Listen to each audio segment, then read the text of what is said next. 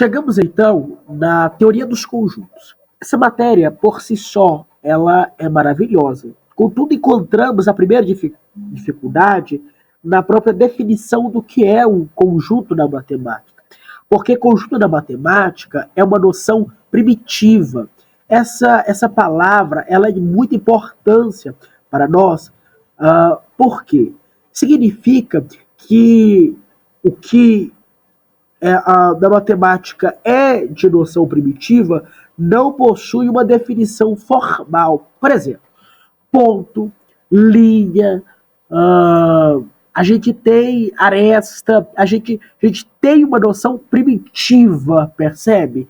A gente tem uma noção que está no nosso inconsciente, a partir daí conseguimos formular teoremas, axiomas, postulados, mas não tem uma definição formal sobre exatamente o que é. Mas nós conseguimos designar conjunto com a ideia de que conjunto, na verdade, é uma coleção de objetos, né? Só que cada objeto será chamado de elemento, né?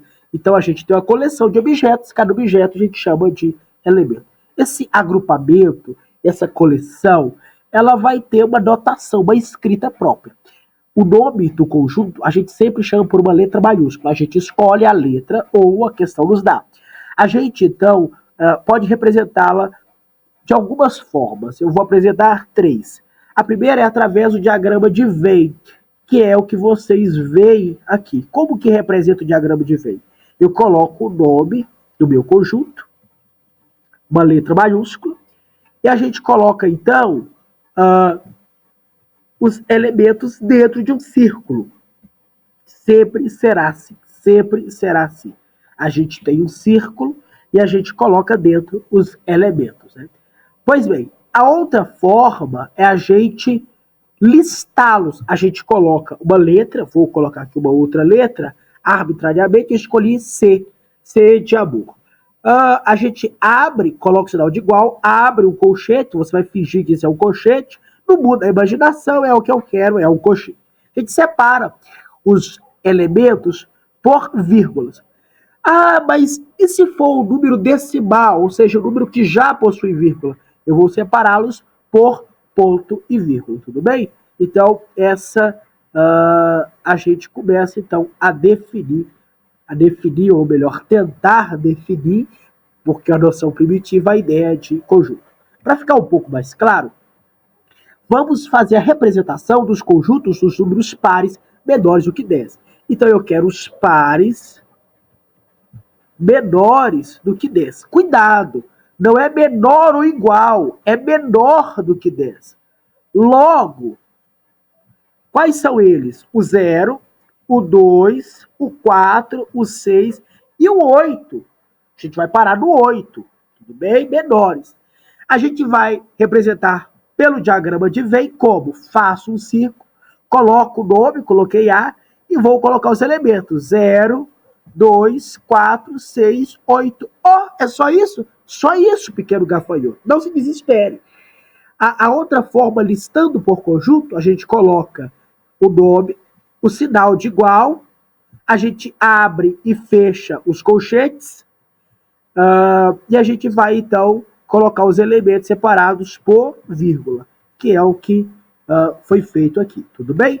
Então, a gente começa aí analisando essas duas formas, mas elas não são as únicas. Ainda existe uma outra forma. Como que é essa outra forma? A gente pode representar ainda escrevendo assim, a letra, o sinal de igual, abre e fecha colchetes. Perfeito. Só que a gente escreve uma letra minúscula, sempre minúscula. Qualquer. Porque toda vez que usamos letra na matemática, estamos dizendo essa letra pode assumir qualquer valor. Ela é uma variável, ela pode variar qualquer valor. E eu vou escrever. Aqui eu escolhi arbitrariamente a letra P. Eu vou dizer P, esse símbolo na matemática significa tal que. Então, P, tal que P é par menor que 10. É uma outra forma de escrever.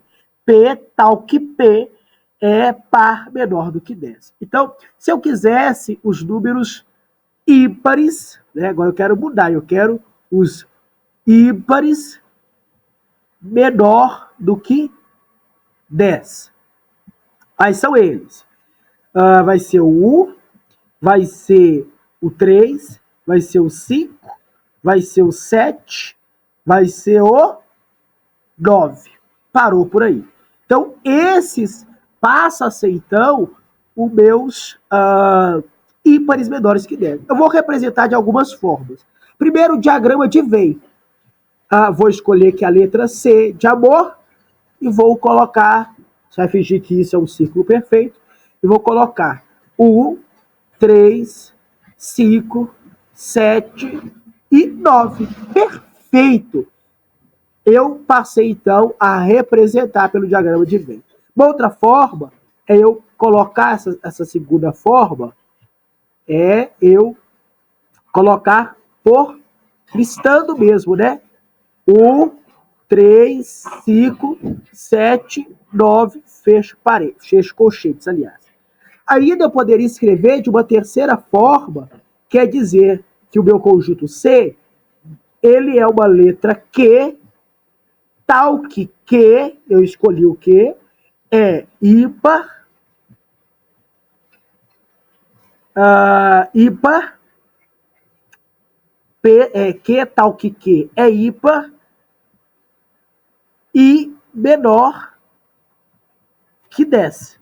Então, eu estipulei aí o meu conjunto das 3 formas possíveis de denotar segundo a matemática. Pois bem, uma vez que definimos a forma com que podemos denotar os conjuntos, a gente parte, então, para as relações que eu posso ter dos elementos e do conjunto. Agora eu vou analisar, assim, eu tenho um conjunto, sei lá, vou pegar o último conjunto que eu dei como exemplo. Chamei de C, né? C, e eu tenho aqui o diagrama de Venn, que é quem? 1, 3, 5, né? 7, 9. São os ímpares, né? Ímpares menores do que 10. Pois bem, quando a gente percebe isso, a gente vai estabelecer a seguinte relação de matemática. Quem está dentro ou não é quem está. Né? Então a gente vai analisar. Por exemplo, a gente vai ter 2 símbolos matemáticos. O E, como está mostrado aqui, que ele mostra o símbolo de pertinência, pertence. E o símbolo do E cortado é a negação. Não pertence. Eu não quero na minha vida esse idiota. Eu não quero. Vamos analisar aí. O zero. O zero. Pertence ou não pertence a C? Não pertence. Vamos lá. O pertence ou não pertence a C? Pertence. Vamos lá. O 10. Pertence ou não pertence a C? Não pertence, né? Vamos lá. O 5. Pertence ou não pertence a C? Pertence. Então, é só isso. É só isso, pequeno gafanhoto. E aqui, então, eu coloco o exemplo, que eu chamo o conjunto de bem, digo, olha, estão neles o 1, o 3, o 5, o 7, o 9, o 11 e o 15. E digo, o 3, pertence ou não pertence a C? Pertence. O 0, pertence ou não pertence a C? Não pertence. Então a gente consegue estabelecer essa relação de pertinência ou não.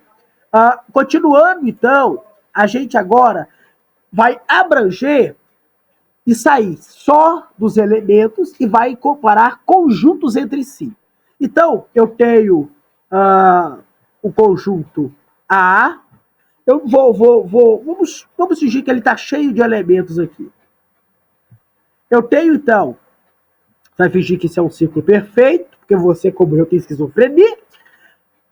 Aqui eu tenho um círculo o conjunto B, e aqui eu tenho o conjunto C.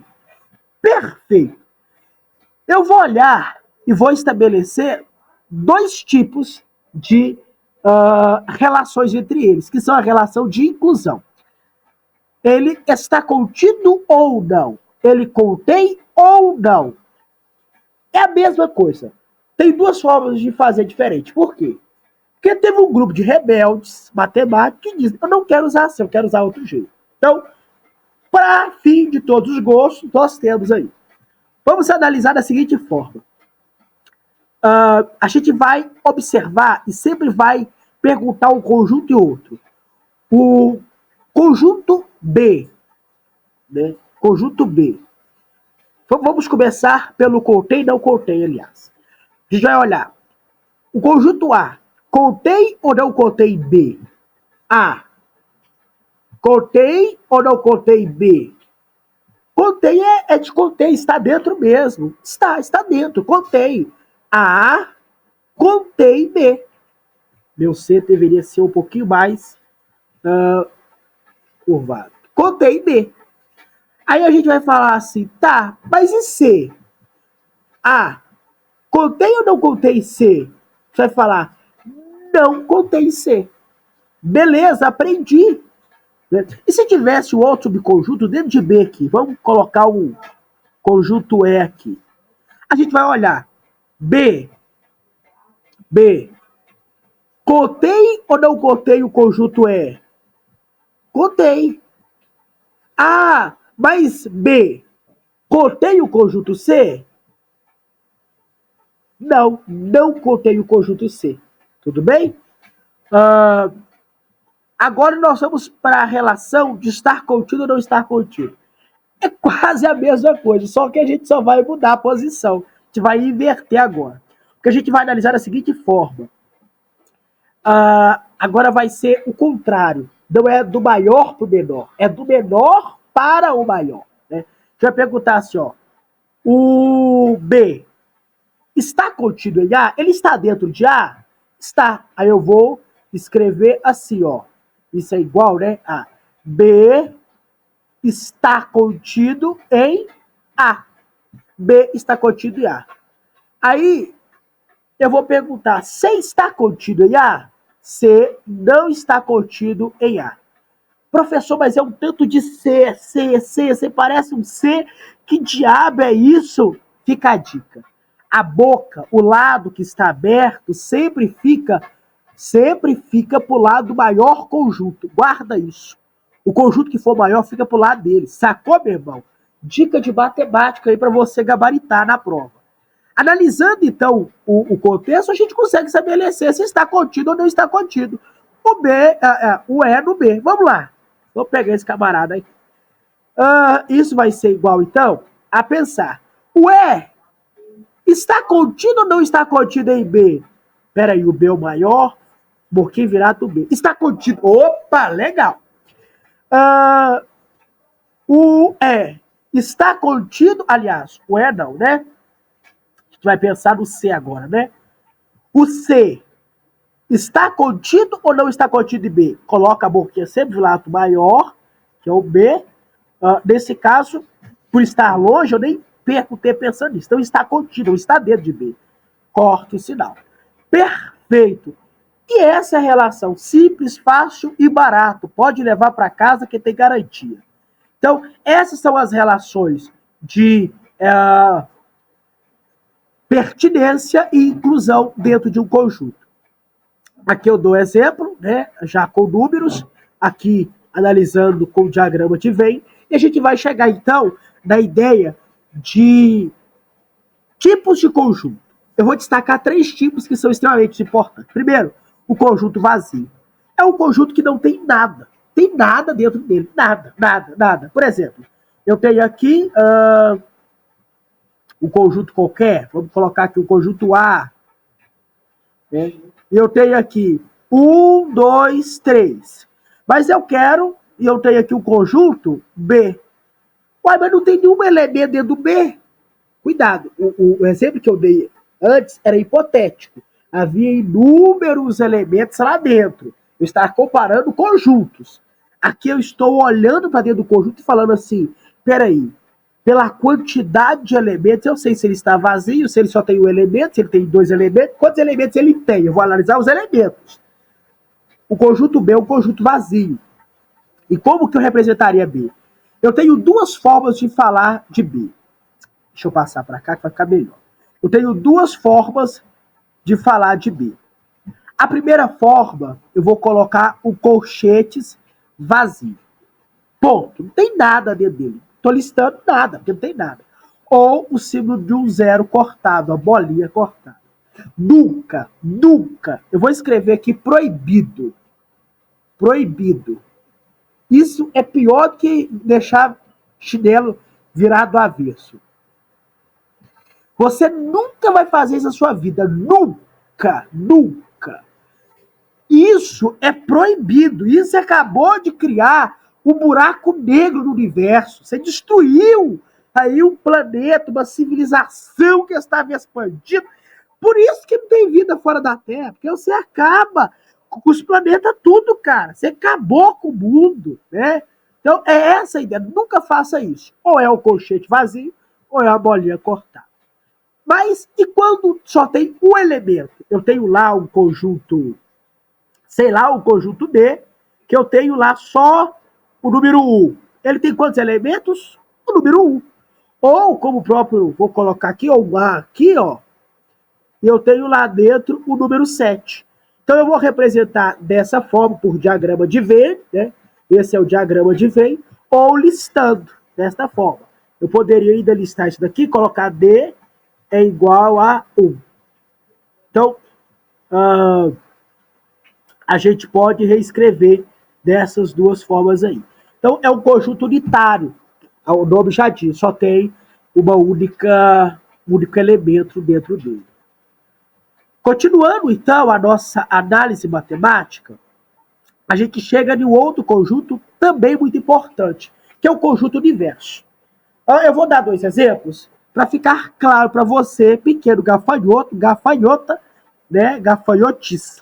Então, brincadeira à parte, a gente tem o conjunto, por exemplo, A, B e C. Conjunto A, eu tenho menos 1, menos 2, 1 e 2. Conjunto B, 0, 1, 2, 3. Conjunto C, 1, menos 1, 2 e menos 2, como você consegue ver aqui. Ó. Conjunto A, conjunto B e conjunto C. Você concorda comigo que todos eles pertencem ao conjunto dos números inteiros, que é representado pela letra Z, como você verá comigo um pouquinho mais à frente? Então, todos eles pertencem a Z. Eu digo que o que eles têm em comum, a intersecção entre eles, né, nós vamos ver intersecção já já, é que eles pertencem ao... eles têm intersecção de elementos, e uma característica comum em todos eles, né, pensando nesse sentido, é eles serem aí pertencentes ao conjunto dos números inteiros. Então, meu conjunto universo, essa ideia do todo, é quem? Meu conjunto universo é o conjunto de números inteiros. Presta atenção. Vou dar outro exemplo para ficar mais claro ainda. Chuchu, beleza.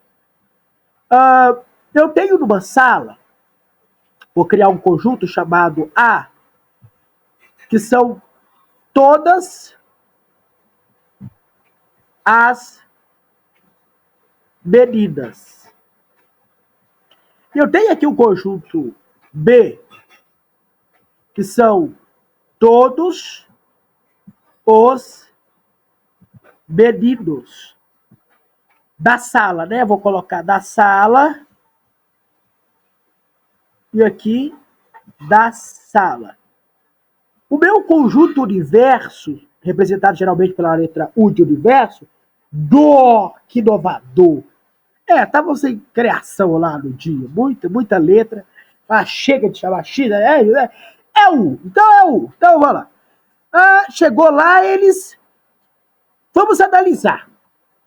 Opa, são todos os meninos da sala, todas as meninas. Então meu conjunto universo são todos da sala. Todos os alunos, meninos e meninas da sala. São todos alunos da sala, são todos da sala. são todos, né? Então, esse é meu conjunto diverso, tudo bem? Então, essa é a análise de definição de conjunto, de relação de pertinência e inclusão e dos tipos de conjunto.